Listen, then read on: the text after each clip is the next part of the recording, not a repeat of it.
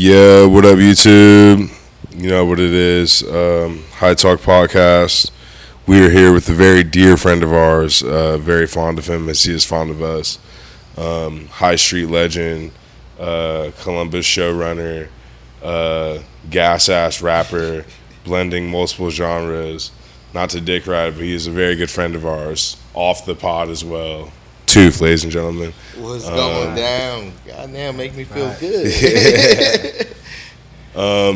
So like real talk, we want to get into like the business because, well, you're a great rapper and I've seen you like on stage or whatever. But you also run shows, but not just like local, like the shit at Scully's. You be running Melanie Martinez joints at Nationwide and shit.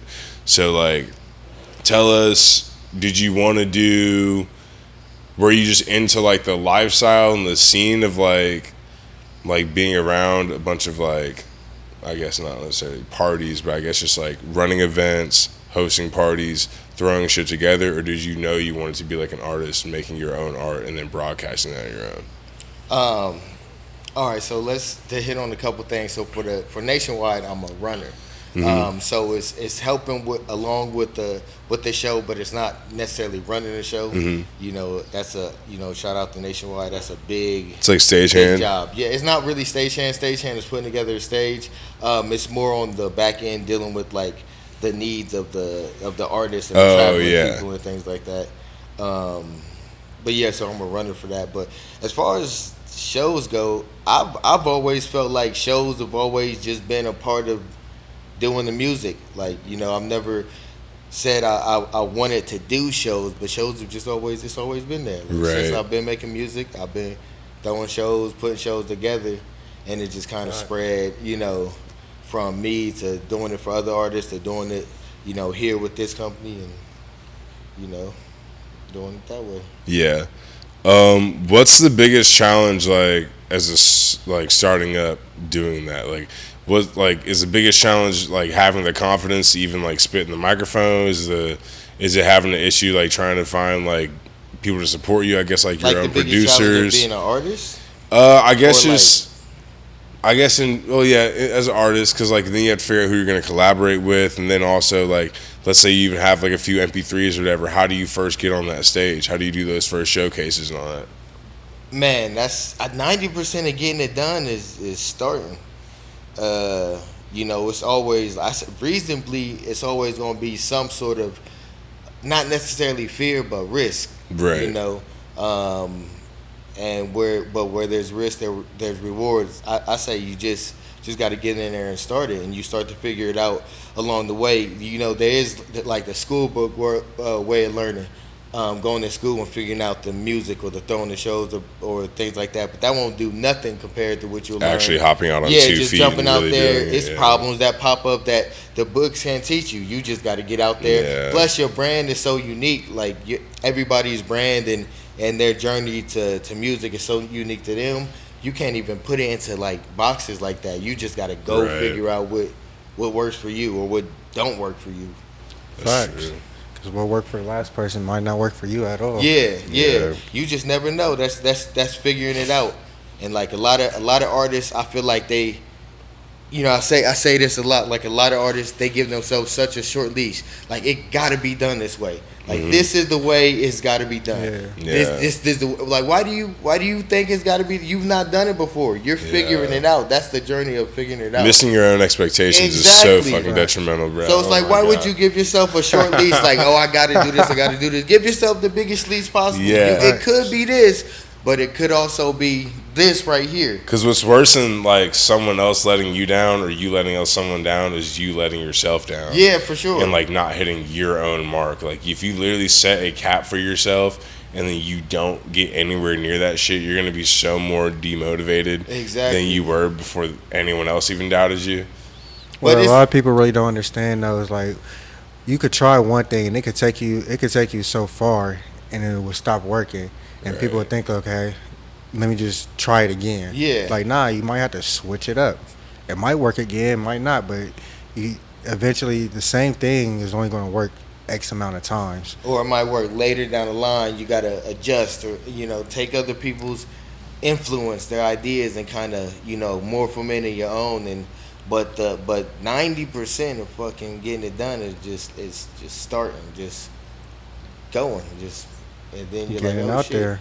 I think it's so funny that this morning, before I even left my house, I saw a clip of you and Sam on a pod when I was on Reels, and you guys are literally talking about how like maybe everyone should just like copy each other because like clearly if you can take like, I mean like for example, if you can take like your Cardis, your Trippie Reds, your Ken Carsons, you can say, okay, these are 3 dudes, all got dreads, all have an aesthetic, all wear all black, all selling out 5,000 plus shows. It's called mumble rap. I mean, yeah, it's mumble rap, but they're all clearly following a pattern. No, I'm saying that's what they. That's literally what they did. Like with Lil Pump in particular, like it's literally a meme. Farm? No, like basically, like DJ Academics. Like when he did that song with 6ix9ine, like he had his whole rap persona. He had the dreads and all that. Like, but they wasn't just regular dreads. It was colorful dreads. Like it was a whole. Like that's exactly what they did at the time. It was like, okay, well this worked, and it was literally a pop culture meme at the time. Him and Blueface are like the two like can never get another job outside of rap. Like, entertainment, like they switched from rap to entertainment, and it's like, I mean, it's like entertainment's like the big umbrella, right. But they are strictly just like social media entertainers. Yeah, like taking on. They that can never go back to regular world. But they done morphed into like that role for sure. As a nigga who's tried to record into a microphone before, and as someone who's like, I've tried to have like some of my best friends be like on tracks with me and shit, and like sometimes you just either don't like fuck with your friends like bars or whatever, you realize you guys are 2 different artists. What's your biggest obstacles, like your biggest challenges when it comes to finding someone to collaborate with? Man, because obviously for the longest time I didn't collaborate with people because I was like, because usually it's like you ask someone to collaborate, they say you send me something. And I'm like, damn, I'm going to go so hard when I send it to you because I want to stand out on my song. Right. And my biggest fear was sending it to somebody and what they sent back was just trash. Yeah. And now I just wasted all these bars ruining and whatnot. everything you fucked it, yeah. But like now the only like, it's just the amount of chemistry I got with somebody. That's the only thing I focus on. Like, do we got the chemistry to make something that's either is a good song, a good good beat, a good vibe, whatnot. Can we work together, and make something good, magical happen? That's the only thing I focus on now. Now, like, should people like go into it with like a Jerry Maguire mindset? Like, I'm only gonna like spit a track with you if I know if it's a go, or should like that still, like, I guess Woodstock aspect of making music still be there, like just making shit with like whoever you know? That's up to you. Depends on where you're at in your journey. I know some people, they getting offers in, getting this, getting that. They don't wanna risk the brand. They don't wanna risk whatever. They need to be looked at in a certain light, want a certain amount of attention from a certain area. So all of those moves are calculated, and a lot of the times features, because associations. Yeah. They got to do with that. So facts. You see how they try to label Kendrick for doing like Taylor Swift and. Well, yeah. No, I was literally about to say. Okay, like so you got your Bad Blood, right? Kendrick, Taylor Swift. You got your DaBaby and Dua Lipa. You got your fucking Camila Cabello and Young Thug, Havana shit, whatever. Like, what are your thoughts on the? I mean, like, there've always been. I mean, I guess it's always been genre mixed up. Yeah, you can take it back to Busta Rhymes and Janet Jackson and all that shit. Mm-hmm. You can really take it back to like a lot of rappers doing shit with pop stars. But like, I feel like it's so much more.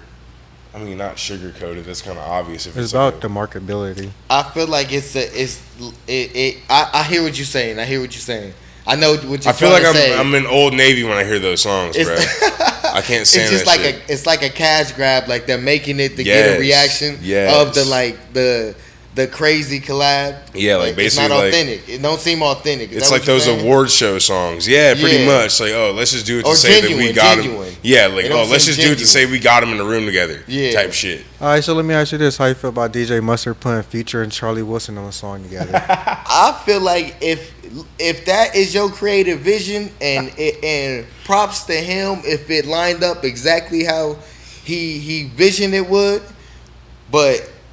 I'm a fan of music, and I think if you can take two genres and collab them and get a good product, or if you can get like switch genres, everybody was mad at MGK and what the fuck. Hey, that is what makes a true creative. That's a true musician. That's somebody that can. They like people throw they hate at them, but they never got mad at Charles Gambino the same way they got mad at MGK. And the funny fact is they didn't even get mad at Lil Wayne the same way they got mad at I don't know. Lil Wayne got a whole lot of back. Like, motherfuckers was livid at that rock album. Like Rebirth and shit. Yeah, Rebirth.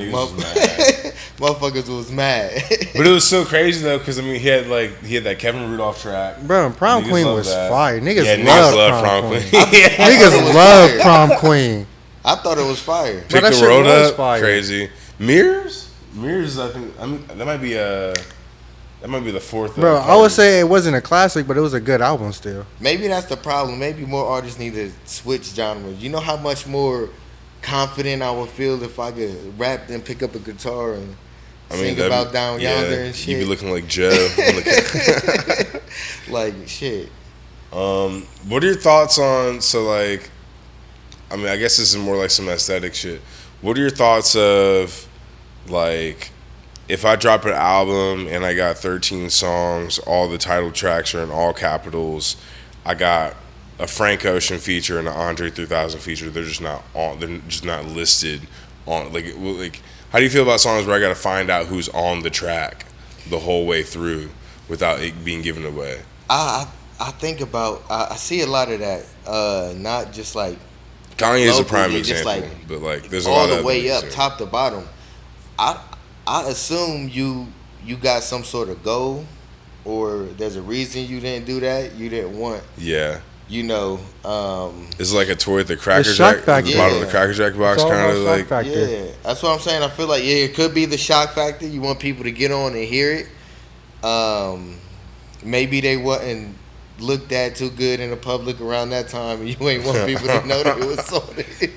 Who knows? I have no clue, but I like to give credit where credit's due. Maybe the person didn't want their credit, or they preferred it that way. They said, "Hey, don't put me on it." They just really want to be in the background. Yeah, bro. Just imagine if somebody did that for literally from the beginning to from the start of their career. They just never put their featured names on there. Every time they drop a song, you gonna look to see who's on it. Yeah, and sure. Like possibly listen to the whole song just to see who's on it. Yeah, you right. Now that's smart. Like, surprise. It's not that bad. Yeah, like from the very first single to like everything else you do, just have a few features, but no one knows who. Shit, that's horrible if you got anxiety. So how do you feel about like industry plants and shit like that? How do I feel about industry plants? Yeah. I mean, shit. Do you feel like that should be make your money?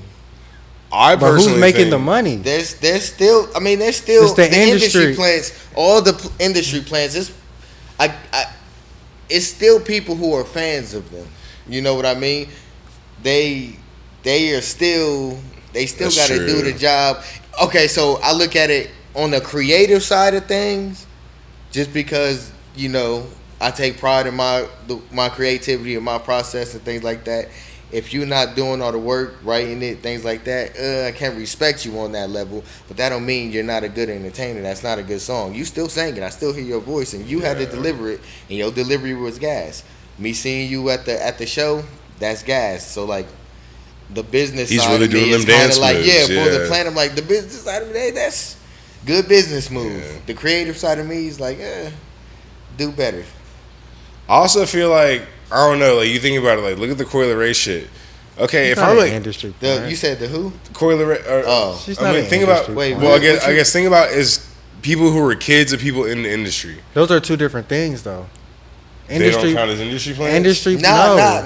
No. So like, because I was about to say, if I'm running around in Pampers around the music industry, you can't be mad at me. We had this discussion already. At that point, you got to call Bron an industry plant. But people say they got it easy. Now, I mean, yes, but no. They still have to put in work. They still got to get up, go to the sessions, record the music. They might have access to more tools or because Magic Johnson's son don't play basketball, people.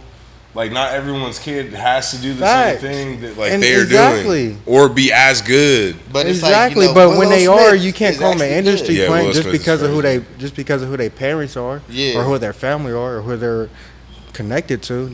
That's the goal. Is to give the next generation the leg up. So a difference between a Willow Smith and a kid from Iowa who just has that look.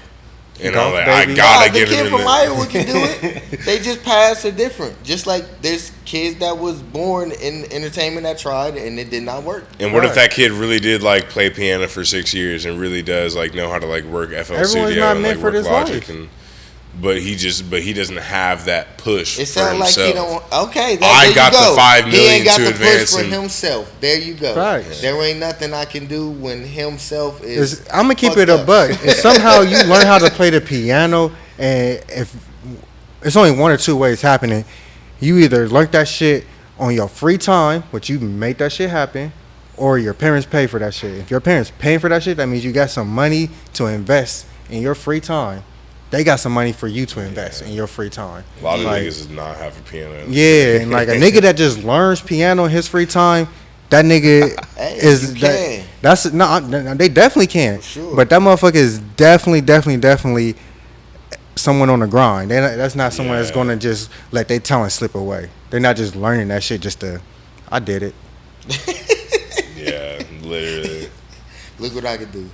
Yeah, and do nothing with it. No. For real, where there's a will, there's a way, or somebody died, one or the other. So, shit, make a way. What are your thoughts about? I mean, not to go back to genre mixing again, but country specific and hip hop. Gas. I remember in 2005, Nelly and Tim McGraw came out with that fucking song. And my fucking daycare teacher was singing it, and I was just I'm thinking about it over and over again. For real, wait, you hated it? I thought it was dope at the time, but now it's just I feel like after 20 years. I mean, not all songs age well, but it was good for the. That song definitely aged well. I think it aged well. You crazy? That's a good song, but it's better than than the Florida Georgia Line shit for sure. But I feel like Cruise. I feel like Cruise by Florida Georgia Line. Baby, you're a song that made me want to roll my window. See, there was a couple songs that helped bridge that gap. That one country song, Bartender. Bartender. I really did it this time. That was getting a little closer to kind of how it is now. That I would say. Fuck, what else? I mean, that Old Town Road are the biggest ones. Yeah, I forgot about collaboration vibe. Old Town, I don't know. I just feel for the past 10 years it's been developing, and then it's not a black and white thing. It's definitely I feel we're past that. It's just more of a literal. Think about when you go to a bar. And then think about the people who you see who put in the $2 on the fucking touch tunes to hear the Kevin Gates. And think about the two people that want to hear the Alan Jackson, people. Bro. I mean, it's the same people. It's the same people. It's because when the country boys leave the bar, they're probably bumming Gucci in their car. Nobody want to talk about how similar country people and hood people are. They the same. Yeah, boom. Yeah. The music derived from pain. Yeah. The same. Basically, two different subgenres of the blues at the end of the day. Yeah, for sure. Country is just more in the guitar section of the blues than hip hop is.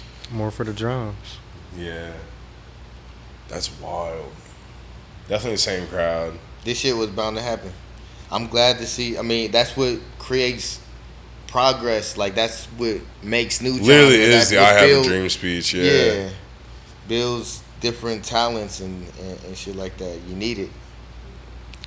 Favorite I guess, either Ohio or local artists. I just went to Cincinnati. I thought about like YTB Fat. I thought about Skylar Blatt. But we also got like our own big scene here. Whether you've worked with them or not, who are you like noticing on the radar in the city more so? Some of my favorite local artists, as far as Columbus goes, not even Columbus, just like, just Ohio, because it's just hard to put it in the box. Peter MC, definitely one of my favorites. Scumlord. Scumlord's gas, I've seen him. Shout out to Scumlord, definitely one of my favorites. Sam Rothstein, when this motherfucker gets spit, definitely one of my favorites. Man, it's a few of them. See, you put me on the spot. Do you fuck with the new like crash out scene at all? Do you fuck with like the Columbus type beat rappers? Do you fuck with like the MG Sleepy's, the TSC? Oh yeah. It's a lot of youngins that like come into the studio and stuff. That I fuck with. YNS DC. This like 16, 17. Yeah. Over 100 songs easily. Just be going. I feel like any rapper with an abbreviation in front of his name has to be like harder than like at least like the next 10 like rappers. I mean, this new generation is just bred on speed, and everything it's got now. Crazy. So everything's speeding up. So you definitely got to come with the consistency. I was gonna ask you that too, because we talked about it off the pod before, but like clearly, I mean, there's a literal 50-year history of hip hop, right? Yeah. So like we've seen niggas go from block parties to A-tracks to tapes to CDs to like Dat Piff mixtape fucking drops to SoundCloud posts to this shit. Yeah, literally hot new hip hop and all that shit. So like, and then we've also seen rappers go from Nation. What was it? Reverb Nation. Oh my god, jeez. Well, yeah, that's Diddy shit, isn't it? They was telling everybody they was number one in their city. Reverb Nation is more or less for people trying to. Isn't that like BeatStars before BeatStars? Nah, I honestly can't tell Reverb is for people that's trying to like build their rap career up and shit like that. Yeah. I remember live mixtapes. Live, yeah. But like, but even from like, I guess rappers going from like dropping an album every 3 years and every 4 years to like having a tape every fucking month. Like, what are your thoughts on having 100 songs out before you even graduated high school? I mean, it is a such thing as oversaturation if that's what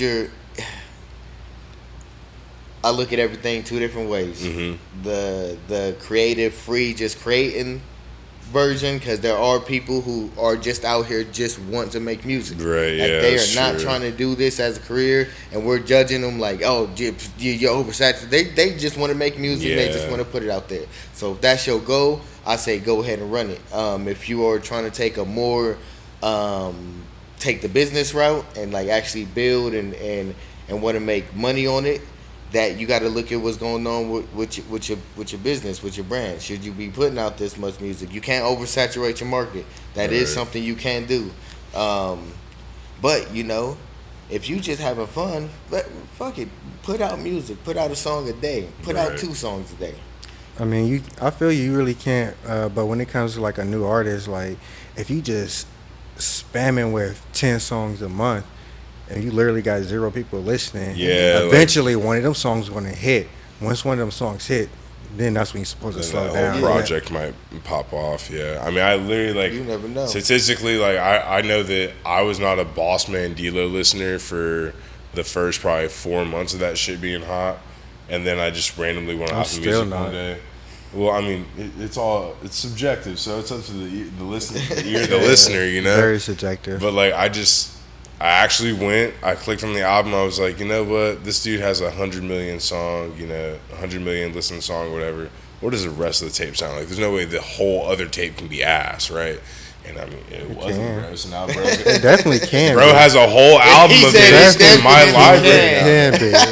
It definitely can. Every song on albums can be. But to turn like a one TikTok song into like, hopefully that one dude does go back and listen to my album, and like does fuck with like my whole project, like I guess that's what they do it for. Not specifically him. It's subjective. It's subjective. Okay, so I mean, not even, you know where I work at. We don't even have to like say it out loud.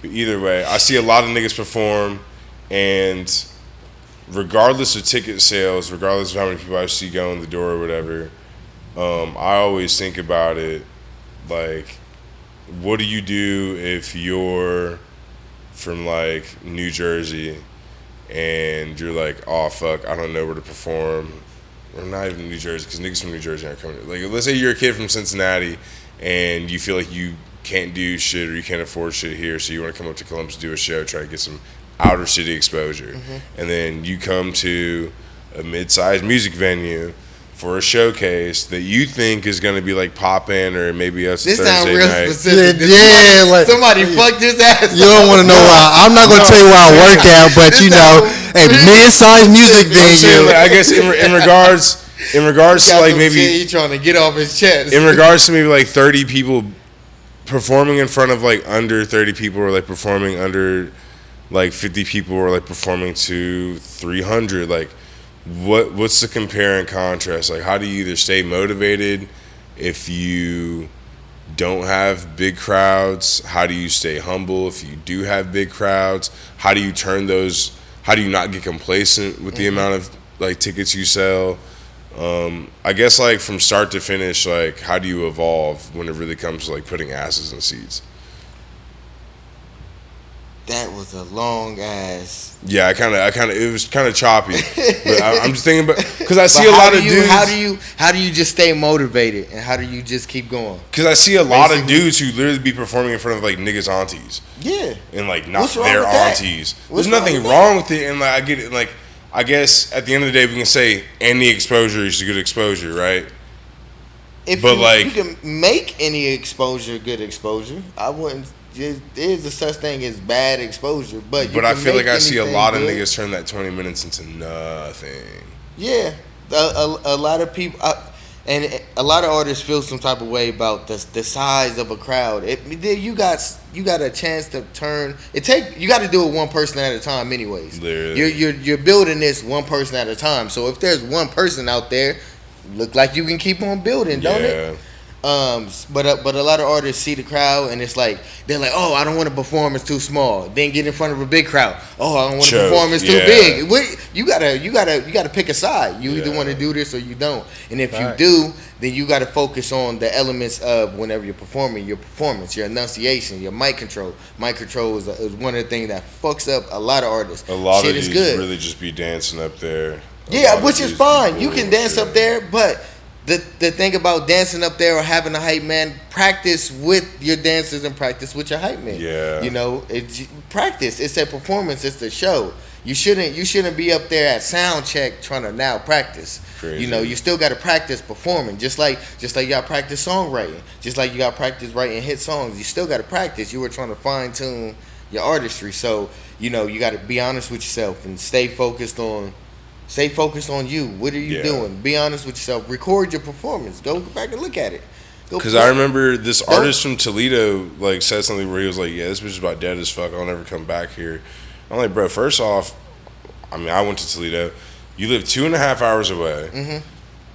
I know you, and no one that you know probably knows anyone down here. You probably maybe know the promoter just for like booking the show, dead ass. Then also, let's say if you do sell your own tickets, you still got to convince niggas to drive 2.5 hours down here, post up here for like damn near the whole day, then party with you after type shit. And it's like, I don't know. It's niggas in that situation be mad that the next, basically, I'm mad at you that you didn't bring no fans. You mad at me, I didn't bring no fans. He mad at both of us, we didn't bring no fans. But if I'm owning a bar, I don't rap.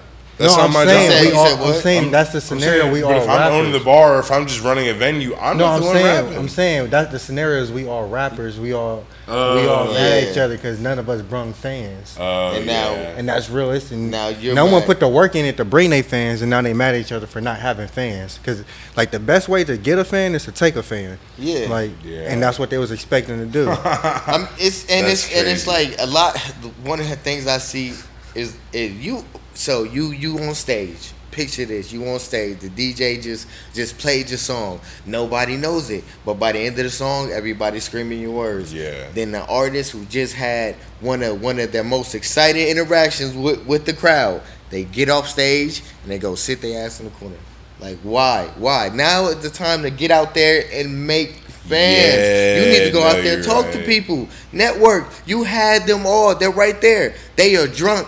They've been drinking. They came here to see Lil Bo from down the street, and not you, but they're interested. And you did not give them a way to follow up. You ain't give them a way to find you. You ain't giving them a way to contact you. You ain't have a conversation. You ain't shake their hand. You ain't acknowledge their existence. You just took that moment. You tweeted about it, and then you went and sat down in the corner. Go talk to people. You get off stage, you need to go talk to them. That is so give crazy them something. How accurate that is. Yeah, it's expecting a motherfucker to just walk up to them like, hey man, I really love that performance. You ready to sign a $10 million deal? Yeah, they gonna remember you. They just met you. They didn't even meet you because you ain't go meet them. Give them, I tell a lot of artists, and it's the same thing that I do too. Whenever I finish the show, I invite them to come see me at a certain place that I'll be, and I'll stay there for a little bit. Then I'll go around and I'll talk to everybody. I'll talk to everybody I can talk to. If you got a business card, give them a business card. If you got a sticker with a QR code that goes to your website or something like that, give them that. A way that these drunk people who've never met you can go home, wake up, empty their pocket, gum wrapper. Use condom. Oh my God! Sticker, Look, you see this? I forgot about that dude. You know what? His shit was hard. His shit was drunk as fuck. But I remember this motherfucker came and he dapped me up. And he dapped me up. Scan. Now you gave them a way to follow the journey. You don't got them locked because they can nod their head. They drunk. Not that beat hit, they gonna nod their head. You got to go get these people. But I will say, just to play devil's advocate, like in an artist's defense, in a moment like that, and you just say like you had all them zero people shows, and then you just had that moment like a nice full show, and all these people, motherfuckers could just be too starstruck to even do anything. Or what if dude's not used to it type beat? See? Or thinks he didn't do anything to like cause that. Like what if? I mean, he can't even read the signs. That is a possibility. But that's why you should always be honest with yourself. Be judging, critiquing yourself first and foremost. Okay, cool. This obviously looks different.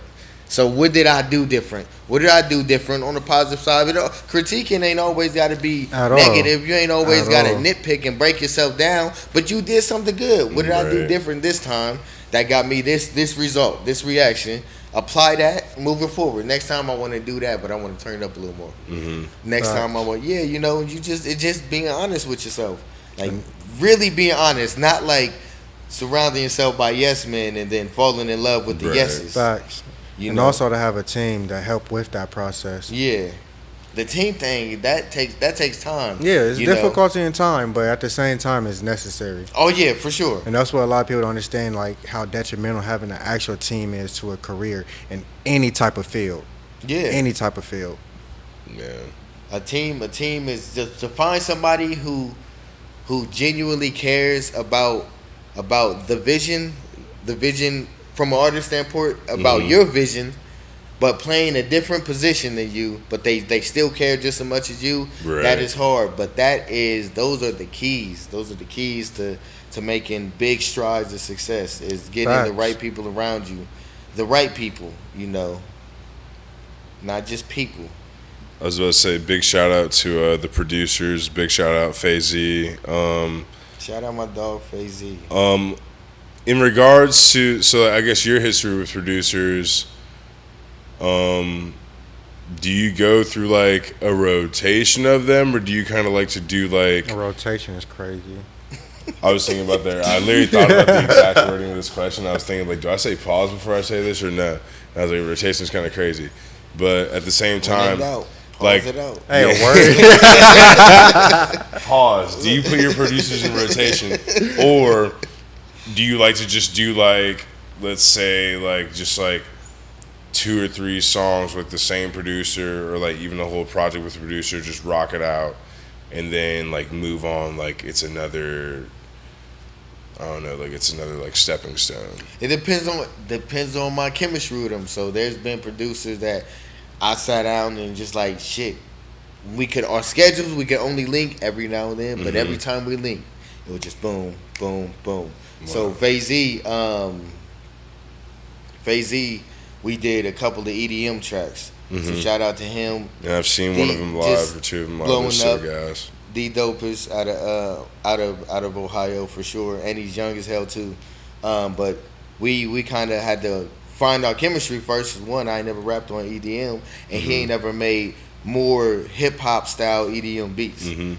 We found our chemistry, and now every time we link, we just chop out something and make something great. Now, what was that process? How long did that take? Like, how much did it really take of you guys, like, really sitting there, the two of you, like, figuring out how we're gonna put, like, my skills and your skills together? It was just that. It was a process. It honestly took like 8 months of just going back and forth and figuring out. So when we would link, we usually link after my session. So we got the studio, J1's Entertainment Studio, and there's the smoke shop in the front, and there's the recording studio in the back. So after the smoke shop closed and whatnot, we go in the back, and I usually had a couple of sessions or whatnot. And at the end of that, we would just sit there, and he would start chopping out something. I would just freestyle. I would just rap. And we kind of made a little bit of progress with that, just understanding how each other works. Then he would send me full edited, completely done EDM beats. Whoa. Now, if you never heard EDM beats, the cuts and changes be random, and sometimes you don't know when they're coming up. It was hard for me to find a flow on that. And then one day we were just sitting there, and I was like, damn, whenever I'm rapping, I usually listen and go off of the kick and the snare anyways. So I'm like, make about a third of the beat. Give me something good, some good percussion to go on, and I'm gonna rap over that. So we did that, and then he went home and finished making the beat, and then edited my vocals and like chops and drops and stuff to make the song. So that's what we did when we made Godzilla. So it was literally a process that took like 8 months. I was gonna say, not like every day. But like gradually, you just getting accustomed to that. 8 months that's a decent amount of time. Honestly, it's not too long, not too short. Yeah, I feel like it was perfect. Then we went from there to performing it live. And the first time we performed it live, it was at the second time we performed it live was at Bluestone, and it was packed. And we were doing 2 new songs, and I couldn't hear anything he was saying. He was right there, was so loud. But we had planned specific drops, and it worked out perfectly. We just killed it flawlessly, and yeah, he opened my eyes to just really being accepting of new genres in general. Yeah. I was already open to new genres, but just to see like the whole other world of like that's EDM, to see the whole other world of country, to see the whole other world of rock. And then crazy, then to see, of course the world of hip hop. Y'all know y'all can rule all these worlds, right? Like when you really think about it, like you look at the rock shit, right? There's like post hardcore, there's metal and all this shit, but like hip hop has a lot of subgenres. Yes. There's like, even down to like your Insane Clown Posse, your Necro, like the horrorcore shit, like back in the '90s. But then you even got like, I guess like this SoundCloud shit's a new wave. There's kind of like 2 different chapters of one subgenre that's barely even been like 10 years old. So like from 2014 to now, like even the new shit's just split in 2. Then you get like the drill is wow. The trap metal. You so much of it. Start collabing. You get the fuckboy rap. You get the like that kind of stuff. You get your Young Gravy, your BB Nas shit. Like. So let's talk about what you got going on now in Shit House. Man, we got. I try to stay busy and stay moving. We all individually got a lot going on, and we just try to figure out a way to keep working together so we all can keep growing and molding each other. So we just upgraded the studio in the back, and we're just continuing to just kind of help artists any way that we can. Whenever artists come there, I always tell them we use this as a hub of creativity. We all are trying to use each other's sources and resources, not abuse, use them to collab. We're not competing. We're not here to compete. We just collabing. Everybody collabing, and we all just trying to make this journey together, make it easier for each other. You know, Right. a lot of artists burn themselves out really close to the bottom because you're just feuding with everybody. Yeah. You're feuding and fuming, and now you putting more energy into this, into stopping someone else's stuff. Than actually projecting your Then- art. yeah, then projecting the whole your own, reason you yeah. came here for. So we try to, you know, keep encouraging that. We're still doing everything we can as far as the shows go, and still, you know, booking shows and giving artists opportunities. There's way more artists than opportunities, and that's a lot of things. Like a lot of the times, artists take things personally when dealing with them, especially when it has the shows and things like that. And it's like, man, it's just way more artists than opportunities. There just There could be is. 50 artists Yeah. who want a show, but there's only 7 nights a week. Exactly. There's just way more artists than opportunities. Sometimes you got to go make your own. Sometimes you got to go put Facts. together your own opportunity. Sometimes Facts. you just got to do it. And Sometimes you know, it's not a door to knock on. You got to build one. yeah, exactly. You know, and it's nothing personal, things like that. But that's just the way life happens and the game happens. So we're still doing what we can over there. And really, now I'm trying to focus more on fine tuning my artistry as an artist and just getting my visuals together. That's one of the places I felt like I was lacking is just visual content. So just getting my visuals together and I feel like that's a dilemma now, is because a lot of people know you don't need a bomb ass video to have like a good catalog. Cat. But like at the same time, if you have bomb ass videos to go with a fire catalog, you're kind of set. But I feel like there's definitely a lot of rappers who like Niggas redo their videos because they know niggas that's do cat. redo their videos. But I'm saying like that's so true. But I feel like that's more of a selfish thing than it is. No, it's like, oh nigga, I had a vision for this and I had $50 to spend. Now they gave me $100,000. Yeah, it's true. Yeah, I mean, it's a budget increase is kind of inspirational. music video is ultimately is promotion for that song. It's something you use to promote, you know, the song itself. But I feel like we So all it's have like- artists that we know if they like. Let's say if I don't even like what if Kanye never had a video, that'd be fucked up, right? If Kanye never had a video, that'd be fucked up. I feel like niggas would still love Kanye. Yeah, But but I as feel like much that- or I feel how like that many? was the Because I feel like if Kanye's Gucci been- never had a video, niggas would still love Gucci. If Keith Yes. never had a video, niggas but would still love Keith. understand the videos is Who? what helps sell them Chief Keef. on loving these artists. The videos help sell, The you know, imagery, some yeah, it's true. So it's like if they did, Bro, people no, would still Chief love Keef him, would but not be the nigga he would was today if he as was not locked I up don't know. in that house for 19 fucking videos in a row, bro. If he, That is true. Bro, this nigga, Yes. he blew up off He the blew simple up fact he because was of doing videos. music Yeah, video that's true. features That's a bad example. in his on house promotion, Drake, bro. Drake doesn't need a fucking video. now he doesn't need a video. Now he okay. You Yeah, telling me back that Hotline 09, Bling, them seeing this 2010, yeah. motherfucker do what the fuck ever, that boosted his career. Yeah, When he became no. a meme doing that. And everyone This talks fucking- shit Jimmy about from that. Degrassi definitely needed him. Yeah, he did. Yeah, I For forgot. sure. He was the light skinned nigga signed to Young Money in 2010. He kind of needed that. And that's when videos just started to, you know, become less and less popular. Yeah, Even 'cause like 10 that's years when ago. BET yeah, was that's what in I'm saying. control of TV you became seeing less it. popular. Yeah. So Niggas wasn't watching 106 in Park after school every day. I'm mad they took that shit off. that was the shit. Bro, it Bro, was. what? BT was never the same after that. That's what the kids miss. What's crazy is that That's what like y'all I'm missing. part of a generation of niggas that like that was our startup, and now we just don't have it anymore. Like I fully anticipated like my whole life I was gonna be doing that shit, and then just all of a sudden just like 106 in Park. Wait, you, I like, just you was gonna be yeah, doing bro. When niggas leave from birth to like second grade, just like go home to school and it's just like yeah, 106 and Parker's on, and then America's Best Dance Crew. Like you just think like it just became these shows are gonna be on forever, and they're not. You're like, oh, like. I mean, I kind of feel you for the simple fact, nigga. I like I'm always singing Bow Wow's gonna be held. I'm gonna say nigga. From Bow Wow and the Old Girl to motherfucking Terrence J, Roxy, yeah. motherfucking Free and Sway, like nigga, we went through. I seen literally from the beginning to the end, so I definitely know how you feel on that. Like I definitely thought that shit was gonna last for a minute, and the simple fact it did numbers was the wildest part. And it was like before Fuse became like kind of half-assed thing. The only thing like putting, I mean, I guess MTV Jams or whatever the fuck. But even then, they took like the classics. That was the only place where like niggas were getting current videos that were coming out that week, that month, put on TV. Yeah, put on TV for sure. Like, and that, I mean, obviously it was before YouTube and the accessibility and all that. Like yeah, but like that was so like, bro, what?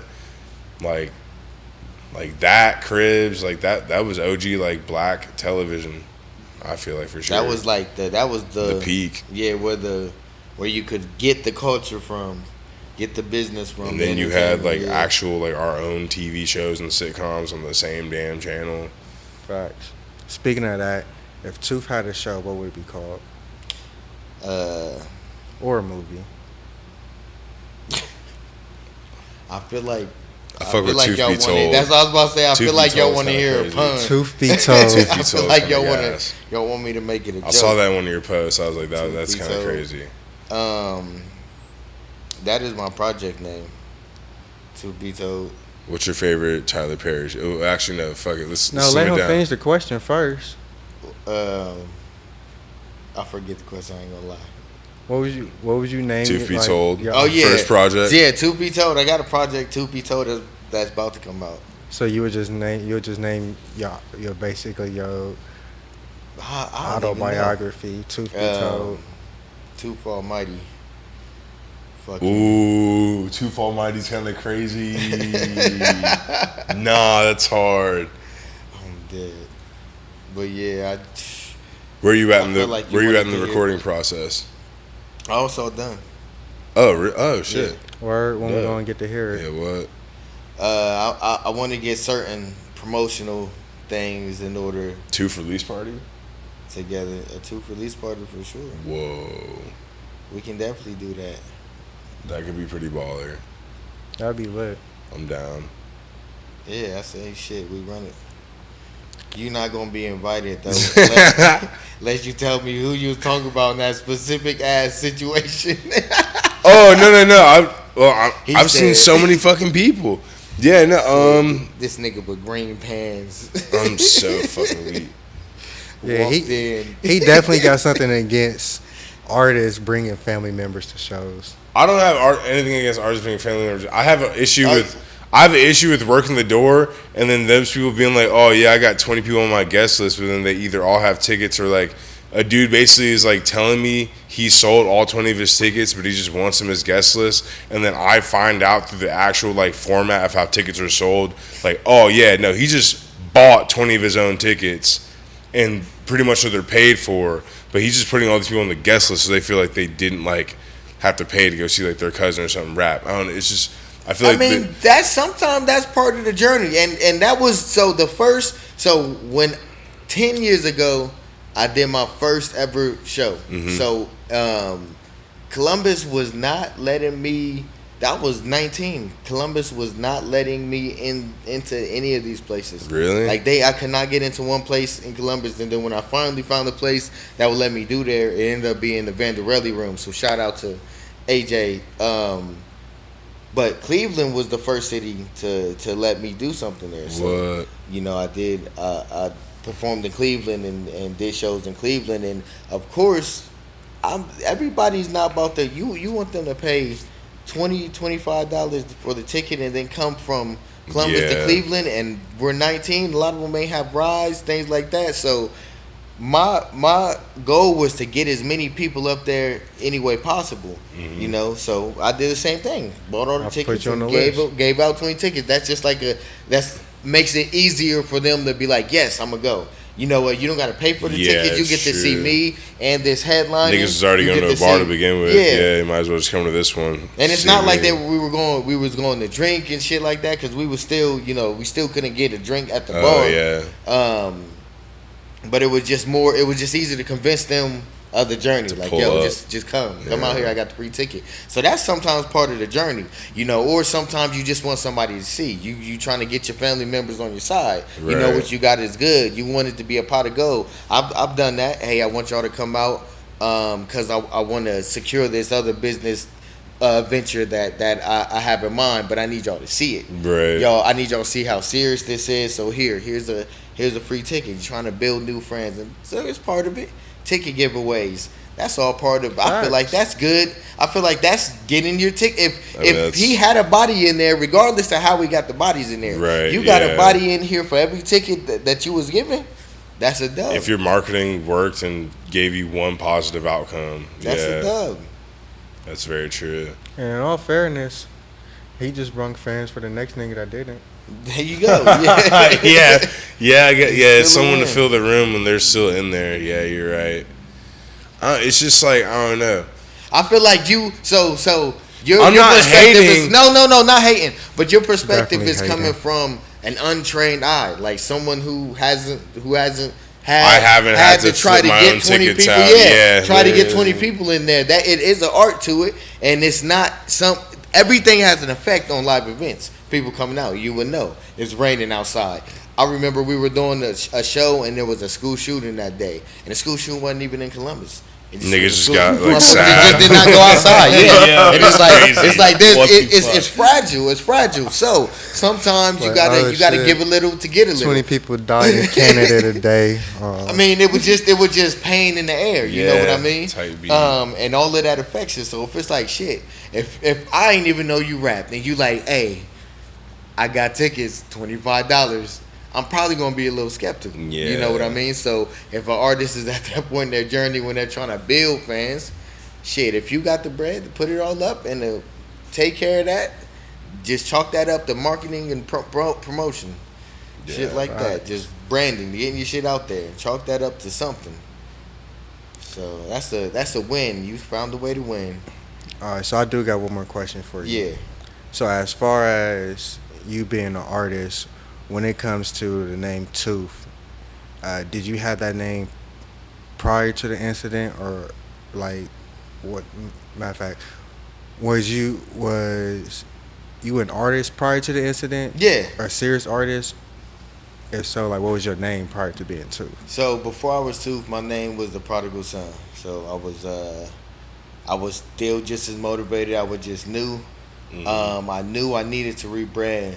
Shout out to my friend, the mentor, Larry Wells. He kept telling me, like, you gotta rebrand. Your name isn't specific enough. And he said, Google your name. And we Googled the Prodigal Son. It was just so much other shit. Yeah. Like, you know what I mean?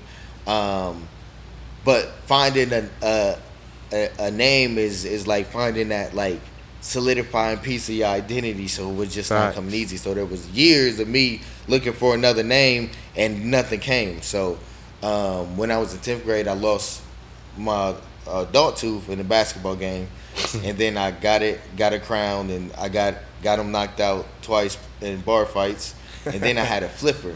I got it knocked out at Alrosa, and it's gone now. So, you know, my tooth probably still under that goddamn venue. Jeez. Just pieces of me in these fucking venues.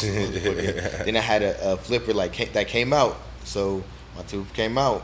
And then one day, I'm just laying down and taking a nap, and I just hear my dog chewing on something.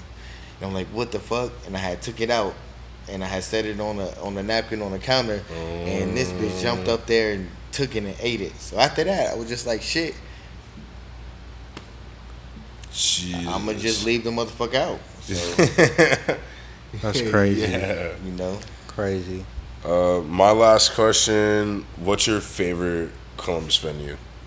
My favorite Columbus venue, whether it be like concerts you've attended, places you've played at, the nicest like staff, any of those factors. I feel like the sound, whenever everything is solid.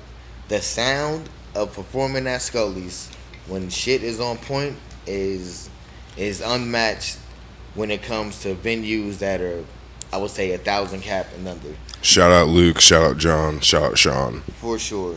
Midwest engineer legends. I love really the are. sound. That's crazy. They of really Scully's. are. Now, as far as my favorite venues, I like things and hate things about all these motherfuckers. Love things about some of them, hate things about some of them. So I wouldn't necessarily have a favorite, but I got a favorite thing about a lot of them and shit like that. And you know, because some venues feel just more comfortable. There's those venues that just like classics. It's just like no matter who's performing, I just feel like family in here. Like it's just so up close and personal. You know what I mean? The Newport has a real spot to me. Like the Newport, just like the walls, the sound, the aura, the darkness, everything. The Newport just forever remind me of a basement.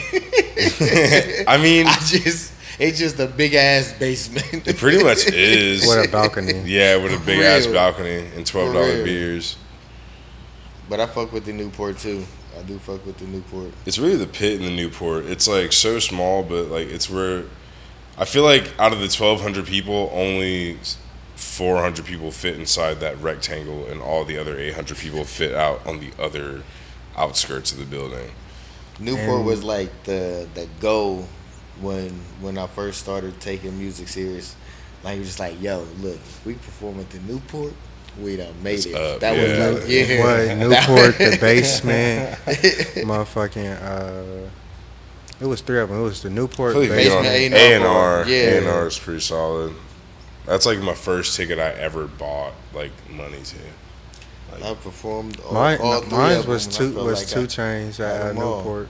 You said you seen 2 Chainz at the Newport? Yeah, made me never want to buy a ticket again. Y'all in there getting down to dirty basement smell. And it was motherfucking. That was when True Religion. That was the tour for True Religion. Like that shit was lit. Like that album was lit. The whole thing was lit. But 2 Chainz, that nigga made me like. I was gonna say, I bet seeing 2 Chainz is lit. It wasn't. It was. You said it wasn't? It wasn't. Damn. If I can see any artist like live, that nigga's old. Like realistically, man, the nigga's old. And like he I don't just mean ain't move. Yeah, like he came up there. This is also like what 10? Took some pictures. It's like 8 years ago, right, bro? This is damn, this is like the height of you said 2 he was Chainz. old. Yeah, 8 years bro, ago. it was true. It was True Religion. It was It's the like album based True, on a true story. 2 Chainz. Yeah, no, that's like he still probably had at least like a decent. Bro, run. but not what I'm saying though is like he's not gonna be up there like really just jumping around the whole entire time. Like one, bro was late. 2, he came up there, took pictures, took pictures for 15 minutes, performed 3 songs, and banged out. Like, and I was like, yeah, I'm not buying a ticket for nobody again. Yeah, like I'm not about to disappoint me again. Like, I saw a Young Thug walk out and easily $100,000 worth of jewelry and a gray sweater that I saw him wearing in a music video, and then he also had blonde dreads at the time, and I was like, this is the exact nigga I've been seeing on my phone for 2 years before I've actually seen him live, and I was like, this is kind of worth it, even though it took him 3 hours for him to get on stage. And but did he actually give you a performance? Yes, 100%.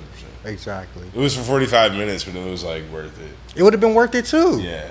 If the nigga really would have liked to talk. If he would have actually, bro. If he'd actually performed. Yeah. It'd been worth it. I wasn't entertained. I wasn't entertained for how much I paid. You was probably already mad he was late though. So yeah. You was like, this it was my first concert on top of that. Like, bro. And on top of that, look, you know who Fly Union is? Yeah.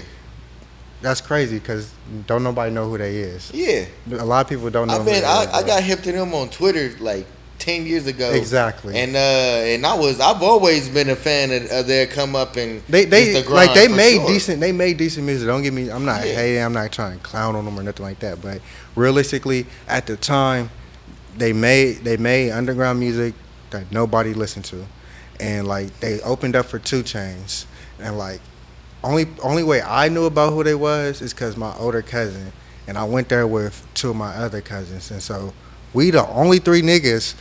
Like, yo, ain't this what he be listening to? Like, and actually know these songs because of someone else. And like, it ain't even like we listen to like, and everybody else just like, who the fuck are these niggas? Like, bro, like the whole show as a whole is just like Just it be like that. Which you most that's the point of the opener slot though.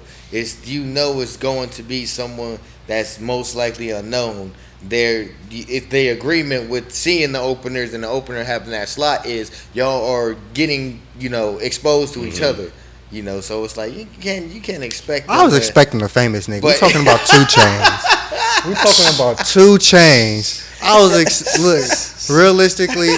I was expecting somebody. Yeah, somebody. Oh shit! Like now, I gotta say who else was on that album? Now I feel like the best performance I seen. One of the best performances because I know it's some that I forgot up to date from like a more mainstream artist, Doja Cat. Man, when she came, Nationwide joint, she performed her ass off. What? She performed her ass catalog off. is fucking crazy. Her shit goes back at least like 5 years now. Like she's got 3 albums I think in the last 5 years. I think all of them have gone at least like platinum in probably at least the first 6 months of being out. And she like continuously like has singles out. She's a really good performer. She had that little like drama shit on Instagram with like losing followers or whatever, which is crazy, whether it's Hollywood trying to like blacklist people or anything, but like she's had a really solid way of staying like relevant and like not only just like our ears and shit, but like the charts too. But that goes back to not all like how you try to say all publicity is good publicity. Like that's not true because like realistically, has she lost a fan base? Definitely, her fans are definitely falling off. Who, Doja? I mean, how do you know? Do you got the access to the fan database? I'm assuming if you sell or just out, the algorithm is you got because once you entertain something on the algorithm, it starts showing you more of that. You just got caught in this loop of angry Doja fans, and now you just seeing mad fans. There's no way you done clicked on one. You just you don't. No, the reason why I say it is because like when it comes to like Doja Cat, like her fans. They're distancing from her as well as like because we live in an age of internet where bullying ain't okay. Niggas is soft out here. You can't bully the people who's paying you to live the life. And she was kind of crashing out on her fans. Yeah, I forgot about that. They're definitely like yeah, man. Because all it's going to take is one fan. All it's going to one take fan is to off theyself. Somebody having a bad day. It's because Doja Cat crashed out and said she don't like her fans no more. So I decided to kill myself. And now you feel me like. Or like you can't just be like you can't be in a house that you're literally paying the mortgage with based on your whole album sales or like your deal or whatever. Either way, your album sales, the music that people will say is good enough for you to get paid for it, and then pretty much just be like, yeah, y'all niggas are weird.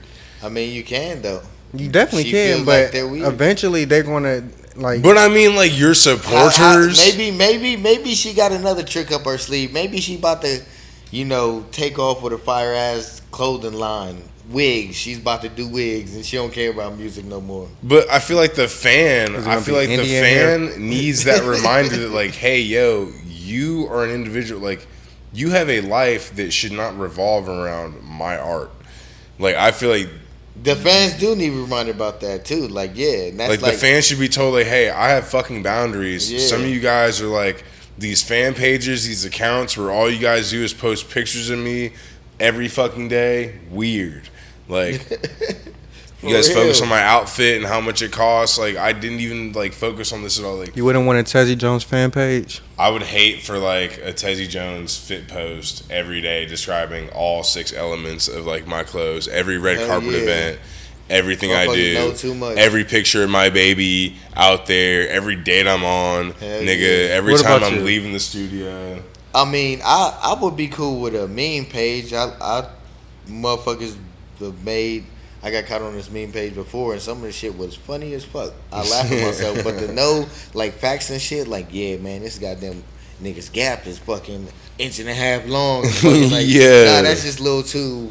You know what I mean? Like, if you know it too, like, you shouldn't be like, I shouldn't feel insecure. Yeah. You know what I mean? You all in my business. You just waiting for me, micromanaging me. That's weird as hell. Or what if you need like a 20-person like secret security entourage? Like, would you feel like that's too presidential? Like, is there a point of getting too big?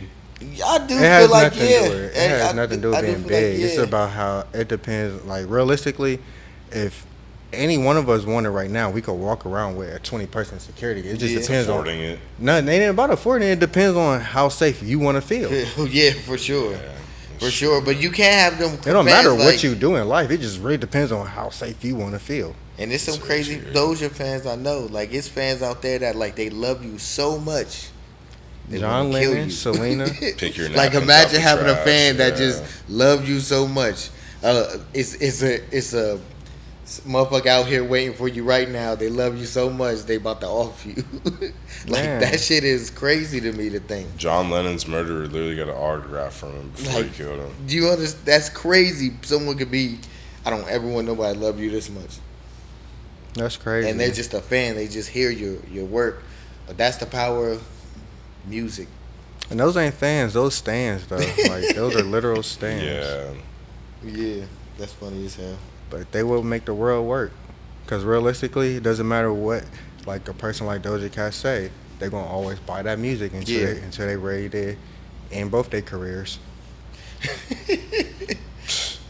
My career's a Doja Cat fan. Jesus. But nah. Her evolution was crazy though. She really went from bitch I'm a cow to like full Grammy nominations in like basketball arenas. To paint the town red. Yeah. And also like how fast that change had to occur because she was just blended in for the most part, and then you stand out no matter where you go. No matter where you go, that shit could drive a motherfucker crazy. Facts. But I hate when a motherfucker asks for my location. Yeah. Let alone motherfucking just 20, 30, 40, no matter where you go, people just at all times just looking constantly. at you. Like on some Taylor Swift shit, like I feel like they literally had a whole map of her plane itinerary. Yeah. They're like, bitch, you're spending this much on miles and like gas on the plane. It's like, why do you care, bro? Like, man, you don't know what my deal is. I got a discount. That's because they bored and high.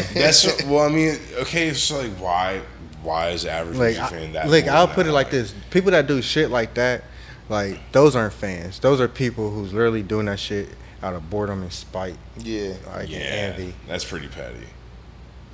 I wonder if the nigga who made that has a job. Yeah, that is his job. To what, make flight tracks of people traveling and shit. Somebody in there snitching. They seen it. Facts. But look, this is going to be the end of it. It's been the High Talk Podcast. Make sure y'all go ahead and like, comment, subscribe. Yeah, big shout out. Thank you too for being on the pod. Hit that button. Yeah, like, comment, subscribe. It's the High Talk Podcast. Y'all know what it is. Tezzy Jones, 3 Z's, 1 Y, 3 S's at the end of the Instagram tag. Follow Rafiki on Instagram, _Rafiki_. Is it just official Toof? Be sure to tap in. Follow me on all platforms at official Toof. And we appreciate y'all. Till next time. Appreciate y'all. Stay high.